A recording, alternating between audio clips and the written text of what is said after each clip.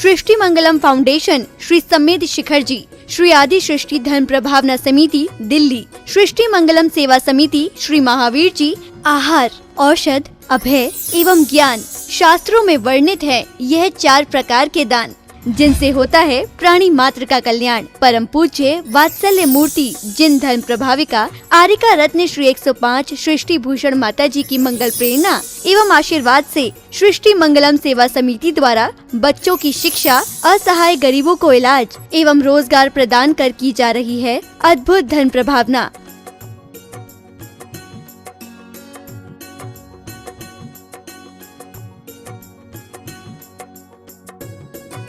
मेरा नाम आशु है। मैं एक टीचर थी। अब उस दौरान मेरा स्कूल बंद हो गया। मेरे को सांस की प्रॉब्लम है, अस्थमा की प्रॉब्लम है। फिर मुझे एक बेटी मिली, उसका नाम अपेक्षा है। उन्होंने मुझे माता जी के लिए बोला कि माँ बहुत सबकी सहायता करती हैं, माता जी मेरी कुछ समय से सहायता कर रही हैं। मैं माँ आपकी बहुत बहुत आभारी हूँ, सदा आपकी आभारी रहूँगी। माँ आपके बारे में, आपसे मेरी बात हुई थी, आपके बारे में लोग कैसे कहते हैं ये माँ, मैं नहीं जानती। मैंने किसी लक्ष्मी को, पार्वती को, भोले को नहीं देखा, मैंने आपको देखा। मैं उस समय डूब गई थी पूरी तरह माँ, जब मेरा कोई नहीं था, मेरे अपनों ने साथ छोड़ दिया, पर आपने मेरा हाथ संभाला। आप साक्षात देवी हो, आप साक्षात अन्नपूर्णा हो माँ, मैं आपको शत शत नमन करती हूँ। आप भी मानव सेवा के लिए अपनी चंचला लक्ष्मी का सदुपयोग करें।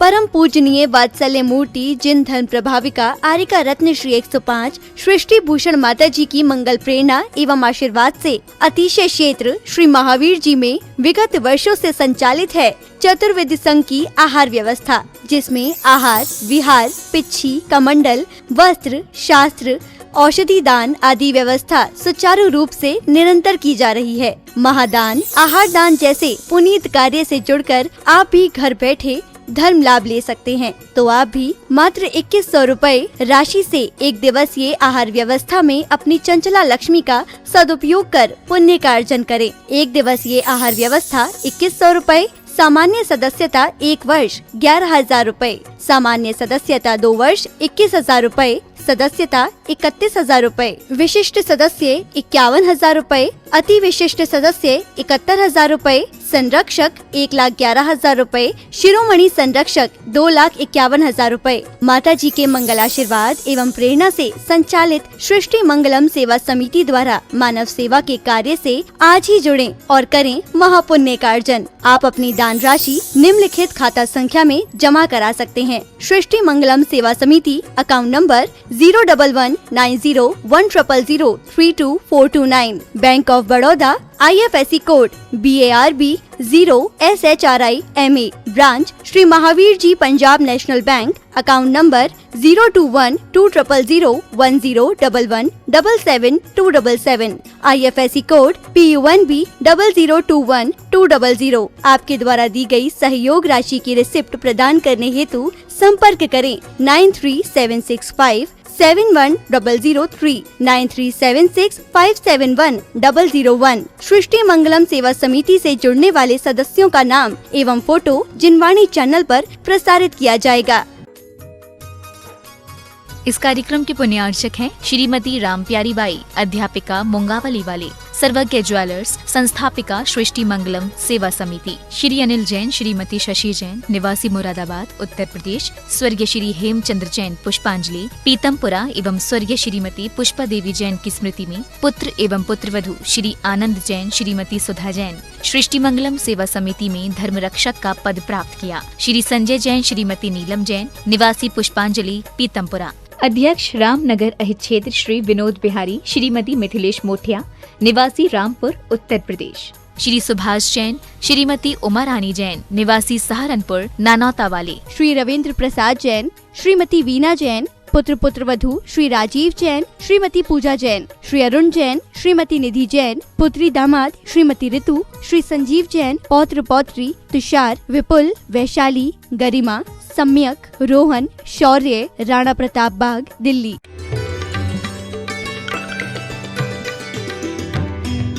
ऐसी प्यारी मीठी बातें बोलकर उसने केकई का दिल बहलाया था। हालांकि केकई ने शुरू में उसे बहुत डांटा था कि क्या जहर पैदा करती है। मेरा बेटा राम भी तो मेरा ही बेटा है। राम को आज तक मैंने भरत से ज़्यादा चाहा है, तू कैसी बातें करती है, राम को राज मिलने दे, इसमें खुशी की बात है।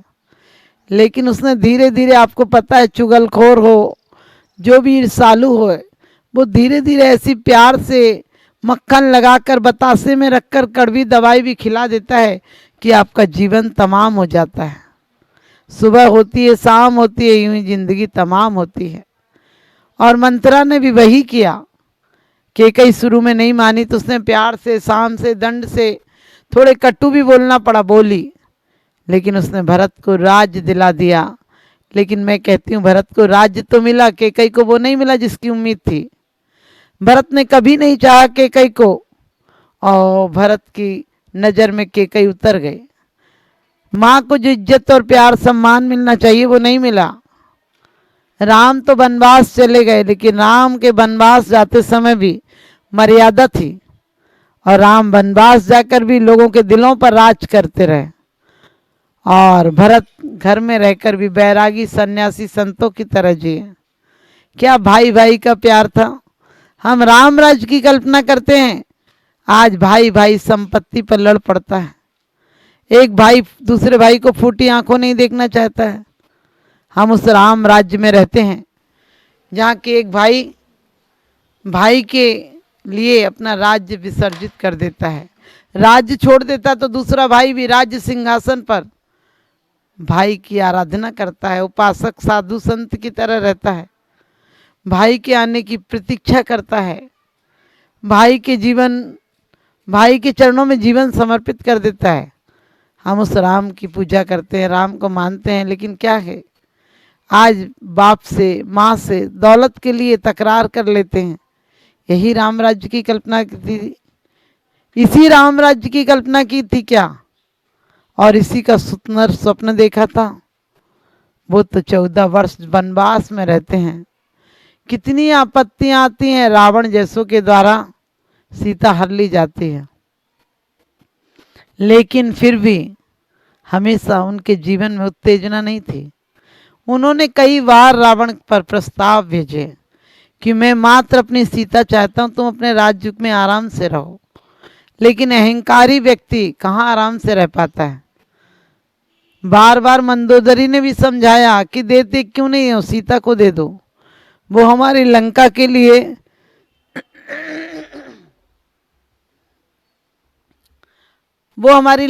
लिए घातक है, उसे लौटा दो, मैं जाकर बात करके आती हूँ, सीता को देकर आती हूँ।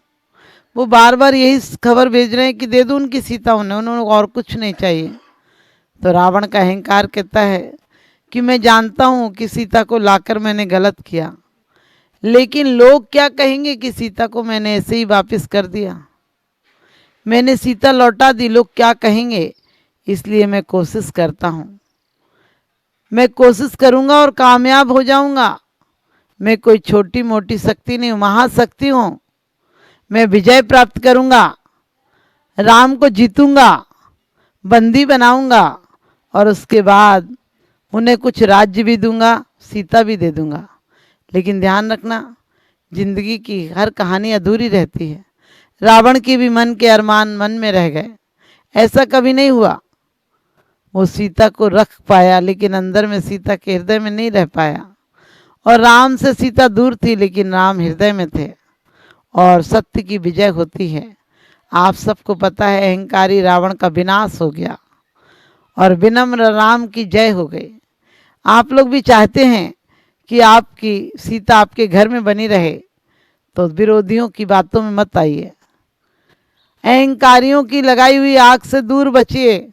आपके घर में मंथुरा है, आपका मन स्वयं मंथुरा बना हुआ है, बार बार आपको खोटी शिक्षा देता है, बार बार आपको प्रेरणा देता है।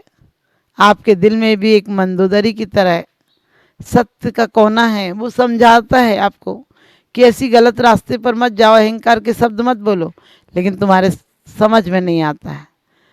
या तो तुम राग की कथा करते हो, या द्वेष की कथा करते हो, या अपनों की करते हो या दूसरों की करते हो, अपनों की प्रशंसा करते हो, दूसरों की निंदा करते हो। तो आज से ही आप अपने जीवन में परिवर्तन लाइए और राग द्वेष की कथा से बहुत दूर हो जाइए। करना है तो अपनी कथा करो, अपनी कथा करोगे तो तुम एक दिन वास्तव में सत्य वक्ता बन जाओगे। अपनी वाणी को कहाँ बोलना, कब बोलना, क्यों बोलना, इस पर देखो। कभी भी किसी की ज़्यादा राग की कथाओं में मत उलझो। यह राग याग दहे सदा ताते समामृत से ये चिर भजे विषय कसाए अब तो त्याग निज पद भइये। तो आज से ही आप लोगों को करना है तो परमात्मा की कथा करें, करना है गुणजनों का गुणगान करें, करना है तो परमात्मा की कथा कीजिए। क्योंकि भक्तामर में बड़ी सुंदर बात कही है कि आस्था पूर्वक स्तवन तो बहुत दूर है, आपकी कथा भी कर ले उसके अनेक अनेक जन्मों के पाप कट जाते हैं। तो आज से आप सबके पाप कटे, आप अपने जीवन को सुंदर शब्दों के माध्यम से भगवान का गुणानुवाद कीजिए, गुरुओं का गुणानुवाद कीजिए, गुरुओं से गुणानुराग कीजिए और उनके पथ पर चलकर एक दिन आप भी परमात्मा बन जाएं। मेरा ऐसा शुभाशीष। पुण्य और पाप दोनों एक उत्तेजनाएं हैं। पुण्य है वो भी एक उत्तेजना है, पाप भी उत्तेजना है। सुख भी एक उत्तेजना है, दुख भी उत्तेजना है। क्योंकि यदि विवेक पूर्वक हो तो पुण्य एक दिन पाप क्षय का कारण बन जाता है। हरगिज कदम न रखिए, हरगिज कदम न रखिए गुनाहों की राह में, किसको मज़ा मिला है कांटों की छाया में। कि वास्तव में पुण्य पाप फल माई हरक बिलखो मत बाही, यह पुद्गल पर आए उपज बिन से थे नाहे। कि सुख और दुख में हम रोज पढ़ लेते हैं, सुख में होकर मग न फूलें, दुख में कभी न घबरावें।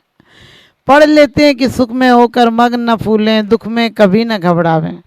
लेकिन हमारे आचार्य कहते हैं सुख भी एक उत्तेजना है, दुख भी एक उत्तेजना है। सुख वो उत्तेजना है जो प्रीतिपूर्वक उत्तेजना है। सुख के माध्यम से लोगों को सुख अच्छा लगता है। सुख के फल में आदमी फूल जाता है और दुख के फल में आदमी कूलता है। आपने देखा जब आपके थोड़ा सा पाप कर्म का उदय आता है, ज़्यादा आता भी नहीं। मनुष्य जन्म में शुक्रिया है कि मनुष्य जन्म में ज़्यादा दुख होता है तो आदमी बेहोश हो जाता है, मर जाता है, लेकिन होश नहीं रहता है। एक दुख की सीमा है। इसलिए हमारे यहाँ आचार्यों ने यहाँ पर दुख नहीं बताया सम्यक दर्शन में, कारण नरक में दुख बताया। क्योंकि नरक में बहुत ज़्यादा दुख है। मनुष्य जन्म में ये सुविधा है, जितना हम बर्दाश्त कर पाते उतना ही दुख मिलता है। तो कभी कभी जो लगता है सुख है वो भी कभी कभी दुख में परिवर्तित हो जाता है। ज़्यादा घूम लो थकान हो जाती है, ज़्यादा खा लो पेट खराब हो जाता है, ज़्यादा किसी से बात कर लो सिर दुखने लगता है, बोर हो जाते हैं। क्योंकि सुख से भी आदमी उब जाता है और दुख से भी उब जाता है। दुख तो एक जहरीला जहर है जो जहर दिखता है, लेकिन सुख भी वो मीठा जहर है जिसके उदय में आकर आदमी बिल्कुल धर्म से दूर हो जाता है, अपनों से दूर हो जाता है। क्योंकि पद और मद ऐसा होता है जो जिस पर हो जाए वही बड़ा हो जाता है।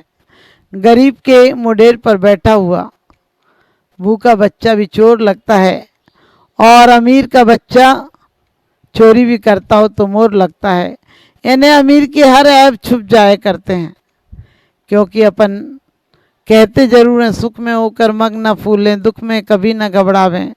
हम बोलते हैं पुण्य पाप फल माई हरक बिलखो मत भाई, यह पुद्गल पर जाए उपज बिन से थे नाहे।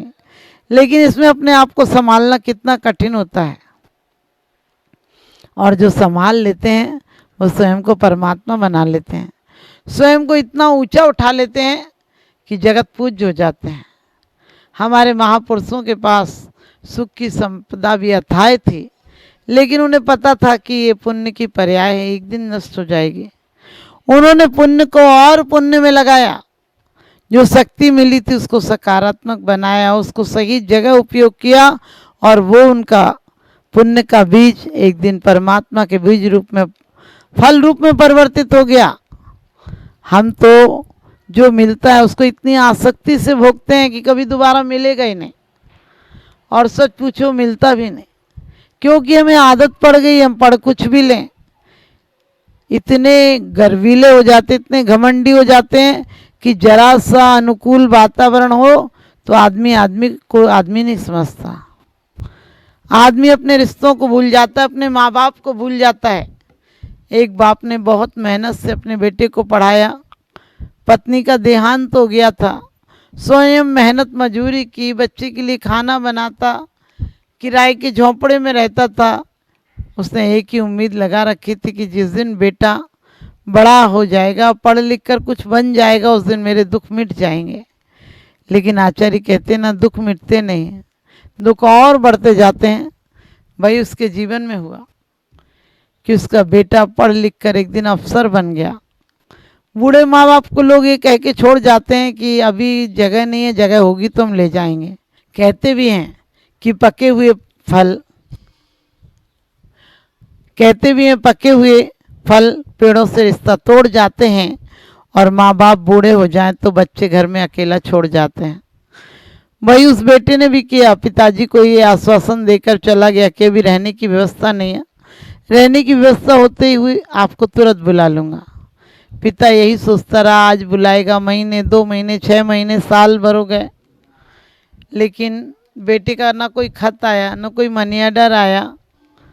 और बाप की आत्मा थी, तड़प उठी। बाप बेटे का जैसे तैसे पता लगाकर कुछ गांव से कर्ज लेकर वहां पहुंचा। पता लगाते लगाते बड़ा मुश्किल से तो बूढ़ा आदमी ऑफिस तक पहुंच पाया, और ऑफिस में अपने बेटे को देखकर प्रफुल्लित हो गया कि वाह, मैंने जीवन भर पत्थर तोड़े, आज मेरे बेटे के आसपास इतने नौकर चाकर खड़े हैं, इतने बड़े बड़े लोग उसके आसपास बैठे हैं। और खुश हो रहा था जब तक कि पिता पर बेटी की नज़र गई, और चपरासी ने आके कहा कि बाहर कोई एक व्यक्ति आया और आपको कह रहा है कि आप के पिताजी हैं, वो आपसे मिलना चाहता है।